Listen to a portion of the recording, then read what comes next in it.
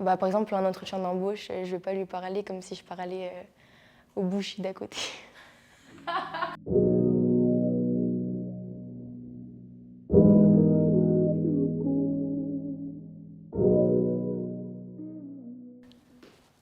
J'ai peur de tomber.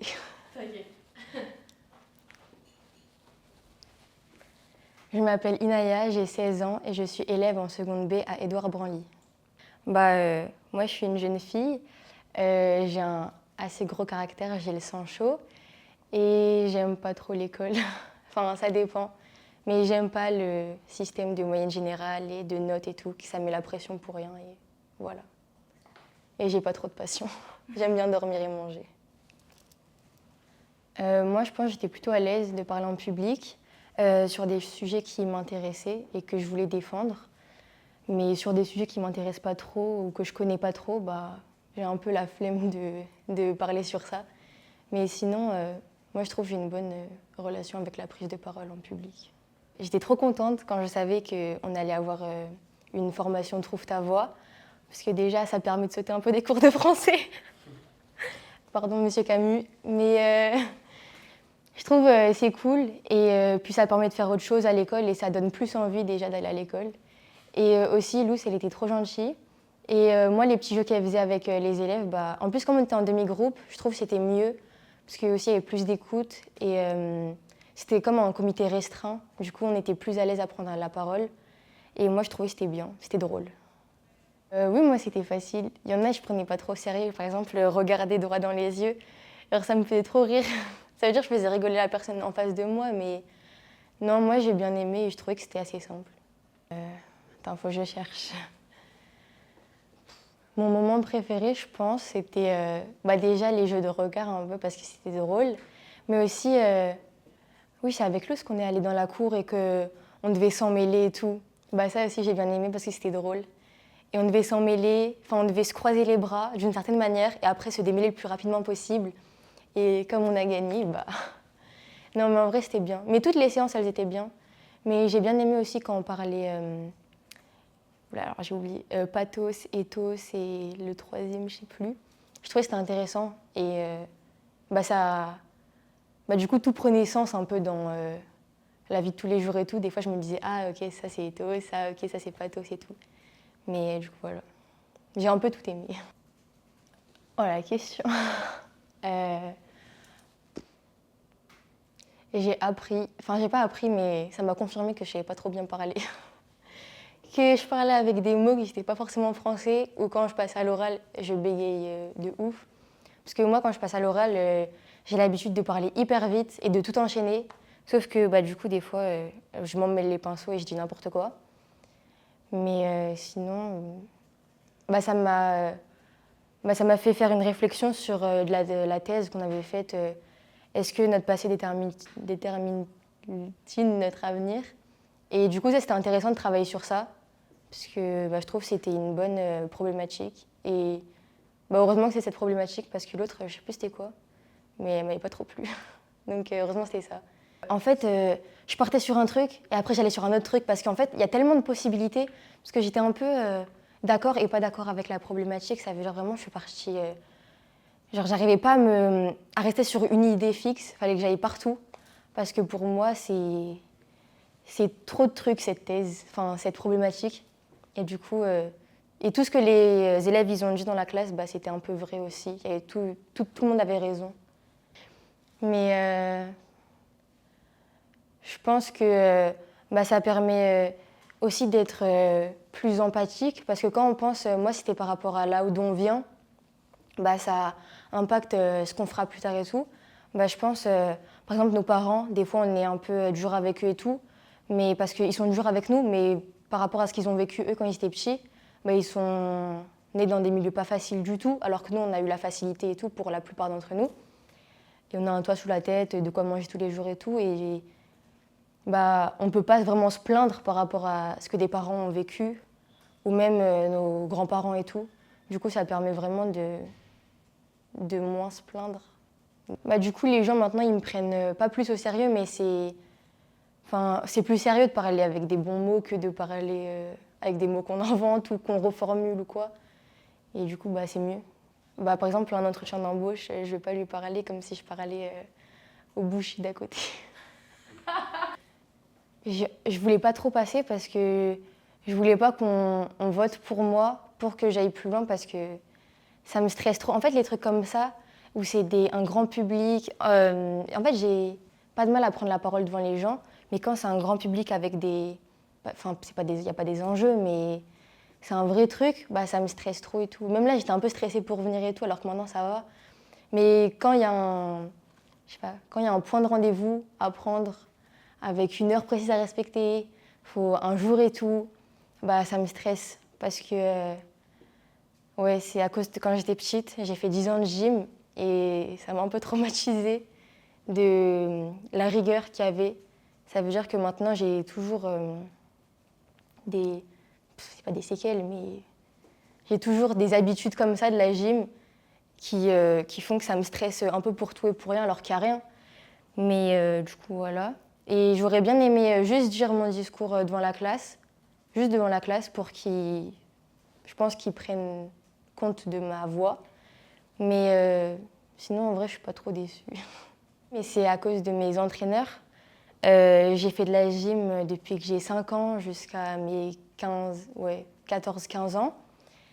Et bah, depuis toute petite, il fallait que du coup, j'arrive en avance, ce qui est logique. Dès qu'on me disait de faire un truc, je le faisais, je l'exécutais.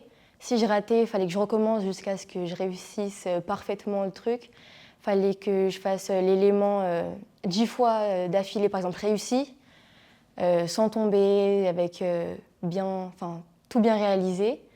Et mon entraîneur, elle était assez sévère, elle était froide un peu. Pourtant, j'ai fait 10 ans de gym avec elle et j'avais pas... C'était pas que j'étais pas à l'aise avec elle, mais il y avait toujours une distance entre nous elle mettait un mur un peu, mais c'est son caractère. Mais elle est gentille, mais du coup, elle m'a... Enfin, quand je vais dans la vie de tous les jours, c'est pour ça que j'ai plus envie de faire de sport, ça m'a dégoûté un peu du sport. Parce que si je fais quelque chose, et pour moi, dans ma tête, j'aurais pas le droit à l'échec, j'aurais pas le droit de le rater. Et je le recommencerai jusqu'à ce que j'y arriverai. Après, c'est bien parce que ça m'a appris la détermination et tout dans la vie de tous les jours. Mais d'un autre côté aussi, ça me stresse pour tout et pour rien parce que j'ai peur qu'on me dise que c'est pas bien ce que j'ai fait. J'ai peur qu'on me dise que ce que je fais c'est nul ou des trucs comme ça. Et aussi sur mon physique un peu. Parce que quand j'étais petite, j'avais 10 ans, on m'a dit que j'étais trop grosse.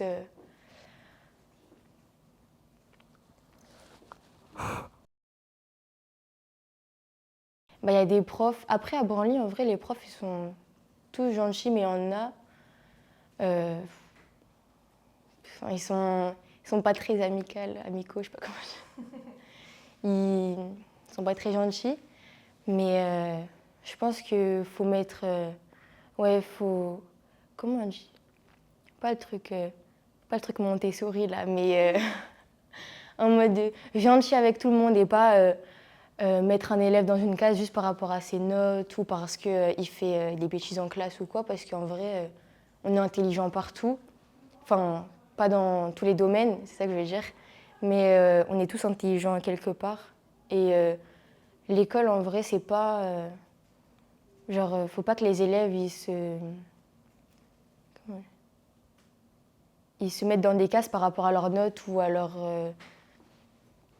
statut qu'ils ont à l'école ou quoi. Parce que, en vrai, ça reflète pas ce qu'ils sont. Et l'école, je pense, c'est... Je sais pas comment dire. C'est une phase de la vie, mais... et même à l'école, on n'est pas forcément qui on est tous les jours, dans la vie de tous les jours avec nos copains ou nos parents et tout. Et voilà. Parce que aussi, la voix, c'est une forme d'intelligence. Quand tu sais bien parler, tu sais bien t'exprimer, bah, ta voix elle a plus de valeur auprès des autres quand tu t'exprimes. Et du coup, on va plus être forcé à te croire ou à prendre ta parole au sérieux que si c'est quelqu'un qui parle avec des mots assez restreints, bah, on va préférer celui qui a un vocabulaire étendu. Ce que je n'ai pas. J'ai été fière quand j'ai trouvé l'idée de ma thèse parce que C'était compliqué parce que c'est un sujet vaste et comme j'ai dit, j'ai un peu galéré parce qu'il y a plein de... C'est un tout en fait. Tout est bonne réponse. Et quand j'ai eu l'idée, parce que moi ma thèse, c'est pas oui ou non, c'est les deux. Et du coup, je trouve, j'ai dead ça en fait. Si j'avais dit de là où on vient, ça va influencer sur notre futur, donc notre passé de là où on vient. Mais on peut changer, on peut changer le cours de notre futur avec les actes et la volonté et ce qu'on peut faire de ce qu'on a. Mais forcément, si on n'aura pas les mêmes opportunités, les mêmes occasions et la même vie que si on est dans un bidonville ou dans une villa. Enfin, et aussi les parents, ça joue beaucoup, parce que c'est eux qui nous font. En vrai, si, j'apprends à... En fait, c'est grâce à Fares. Parce que Fares, il parle très vite, on ne comprend pas trop ce qu'il dit et tout. Et quand on lui a fait la réflexion, parce que lui voulait se présenter, quand on lui a fait la réflexion, oui, pose tes mots, parle doucement, articule, parce qu'on ne comprend rien à ce que tu dis. Aussi, ça m'a fait réfléchir, ça m'a dit, en fait, je suis comme Fares. Ça veut dire maintenant, je parle plus doucement, j'articule plus et je parle mieux, dans la façon où je m'exprime mieux. Mais le vocabulaire, tout ça, c'est encore à changer. Par exemple, il y avait des gens dans la classe qui passaient, qui parlaient très très bien. Et du coup, ça m'inspirait. Et d'autres qui parlaient pas moins bien, mais qui avaient plus de difficultés à s'exprimer, dont je me retrouvais dans eux, avec leurs difficultés, comme Fares qui articule pas trop, qui parle très vite. Ça m'a fait penser que moi aussi, en fait, je suis comme lui, peut-être un peu moins, mais j'ai toujours cette difficulté à poser mes mots et à articuler bien. Moi, je voulais que c'est lui qui gagne, mais j'étais pas là. Ouais, parce qu'en fait, Fares, vraiment, c'est l'enfant. C'est pas l'enfant, mais c'est l'élève qui a fait le plus d'efforts, et toute la classe l'a vu, même M. Camus, même Luce, on en a parlé. Vraiment, Fares, il revient de loin, parce que Fares, avec ce truc de Super Saiyan et tout, là, qu'on ne comprenait pas les mots qu'il disait, il n'arrivait pas à aligner une phrase, parce qu'on ne comprenait pas. Quand il a fait son discours, et en plus quand on lui a fait la réflexion, ouais Fares, tu poses pas ton discours, on comprend rien, ça l'a vraiment touché parce que je l'ai vu, ça l'a vexé un peu. Et du coup, ça lui a vraiment mis une claque et la séance d'après, la semaine d'après, il est vraiment revenu avec un beau texte et une belle façon de s'exprimer. Et du coup, c'était bien. En vrai, ma confiance en soi, elle n'a pas trop changé. En fait, ça dépend. Je vais prendre un exemple tout bête, mais quand je dois prendre les transports toute seule ou quoi, je vais être hyper dans mon coin, ce qui est normal. Je vais pas parler à tout le monde, mais alors que quand je suis accompagnée d'un ami ou quoi, je vais être plus moi-même. Là, je vais plus même demander un truc, par exemple quand on est au restaurant ou quoi. Si je serais toute seule, je demanderais rien du tout. Alors vraiment, je me débrouille. Mais si je suis avec quelqu'un, je vais plus avoir le réflexe, c'est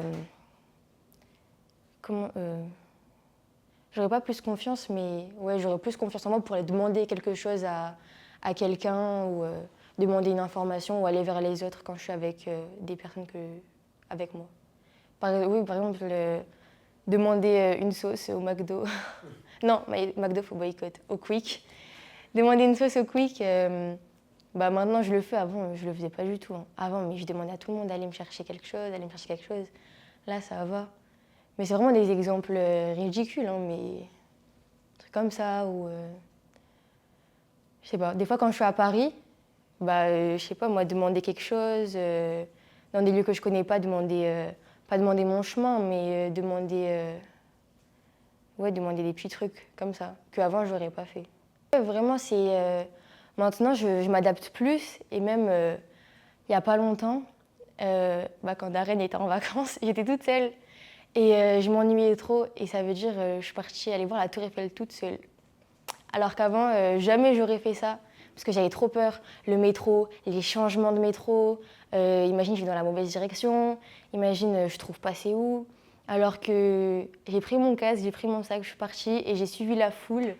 Et après, voilà. Et au pire, de toute façon, tous les chemins mènent à Rome. Ça veut dire si on se perd, on se perd jamais en vrai. Donc voilà. Grâce à Trouve ta voix, l'ambiance de classe, elle a changé. Et parce qu'au début d'année, je m'en souviens, c'était vraiment des tout petits groupes divisés dans la classe. Par exemple, ceux qui se connaissaient depuis le collège, bah, ils restaient ensemble.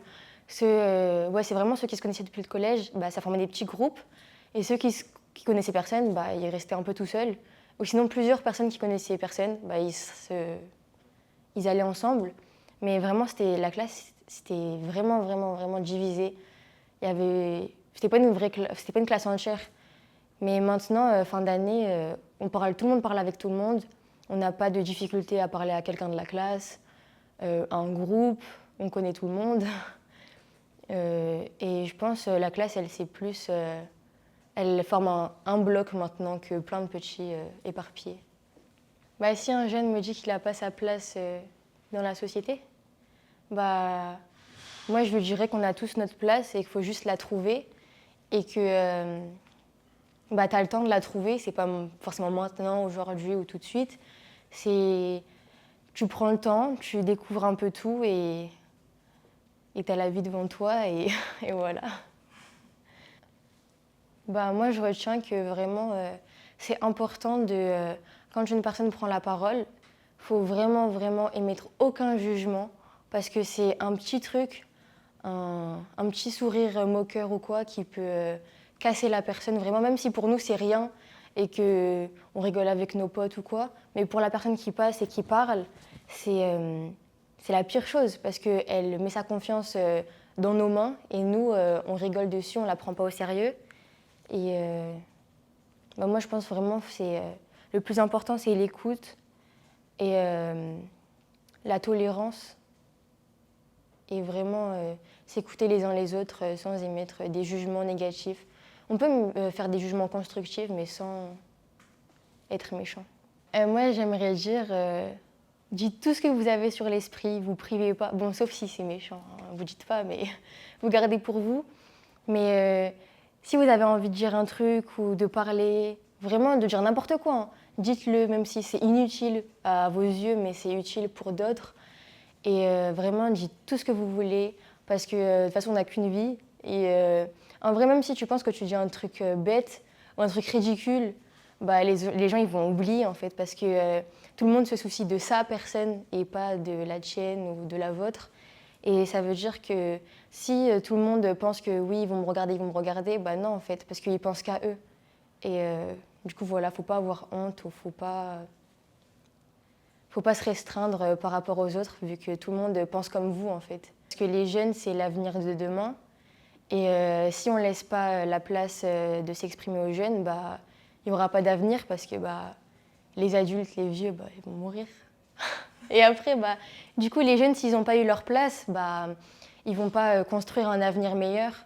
Et moi, je pense que c'est bien que les jeunes fassent entendre leur voix pour leur futur et leurs enfants et tout, et ce sera bénéfique pour tout le monde. Les jeunes ont une voix, alors laissez-nous parler. Bientôt on va prendre la place et nos talents sont couronnés.